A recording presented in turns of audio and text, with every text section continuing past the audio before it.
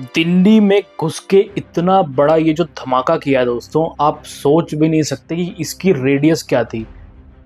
ये जो जिस तरीके का जो ये वहाँ जो रेड फोर्ट पे जो ट्रैफिक सिग्नल है, वहाँ पे इन्होंने अपनी कार को पार्क करके I-20 से, और वो धमाका ऐसा था कि जिसने मानो किसी को नहीं छोड़ा वहाँ, जितने भी आसपास थे। अब आप ये सोचो कि किस किस एंगल पे हुआ होगा वो धमाका। और इसके तार भी मैं आपको बताता हूँ कि इसके तार कहाँ से जुड़े।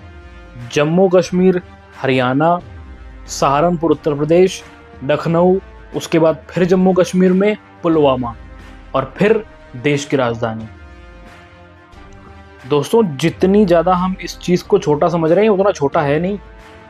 आप एक बार सोच के देखो कि डॉक्टर भी पकड़े जा रहे हैं, सब एक से बढ़ के एक आदमी, चाहे वो चार्टेड अकाउंटेंट हो, चाहे वो डॉक्टर हो, चाहे वो इंजीनियर हो, चाहे वो फलाना ढिमकाना किसी अच्छी यूनिवर्सिटी का स्टूडेंट हो, सब के सब टॉप के बंदे, उनको उठाया जा रहा है। और एक हद तक, इस हद तक उनका जो ब्रेन है वो वॉश किया जा रहा है कि कुछ भी करने को उतार हुए हैं। ये जो तीन आप फोटो देख रहे हैं, ये जो 3 फोटो मैं दिखाऊंगा आपको, ये 3 फोटो ये ऐसे हैं जो राइजिन नाम का एक वो होता है, क्या कहते हैं, केमिकल होता है राइजिन नाम का।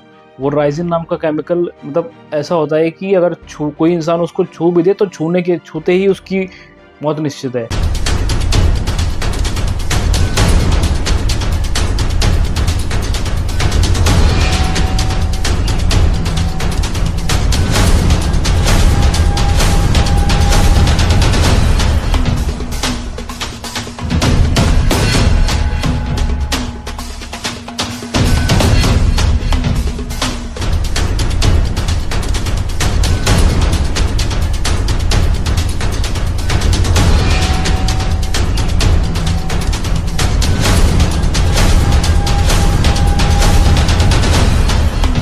जम्मू कश्मीर में जो जिस नाम का जिक्र हो रहा है तारिक का, वो जम्मू कश्मीर का था, जम्मू कश्मीर के पुलवामा का।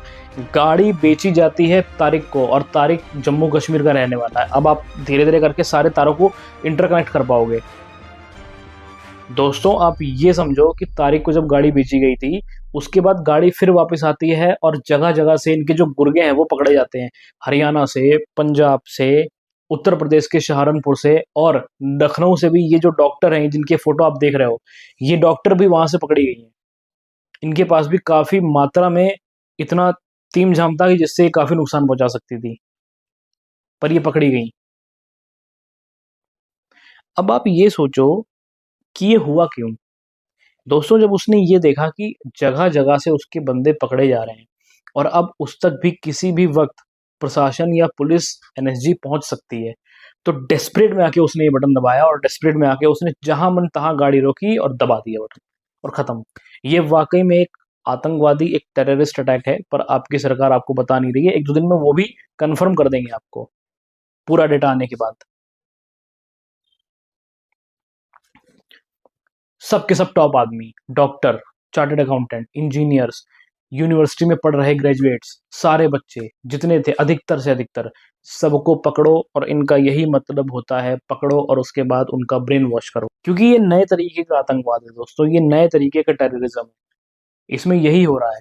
आप देखो, लखनऊ से जो पकड़ी गई वो डॉक्टर थी, उसके बाद जो आपके फरीदाबाद से पकड़े गए वो भी डॉक्टर थे, और जो 3 बंदे ये जो 3 पकड़े गए, ये भी पढ़ाई ही कर रहे थे। उस रिसर्च लेबोरेटरी में इन्होंने राइजिन नाम का जो एक पदार्थ होता है, एक केमिकल होता है, उसको बनाने की कोशिश करी थी, जिससे मास डिस्ट्रक्शन हो जाए, मास किलिंग्स हो जाए, जिससे बहुत ज्यादा इंसानों को नाश हो जाए, दुर्गति हो।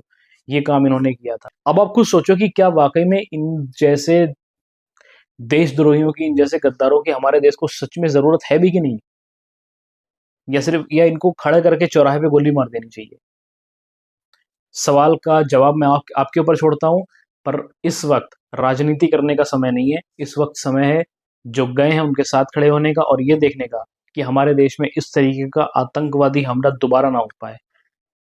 दोस्तों, सरकार अपना काम कर रही है, हमें भी अपना काम करना होगा। चौकन्ने रहिए, हर तरफ से देखे रहिए कि वाकई में आप सुरक्षित हैं कि नहीं। भीड़ भाड़ वाली इलाकों में जाने से थोड़े दिन तक बचिए, सरकार को अपना काम करने दीजिए।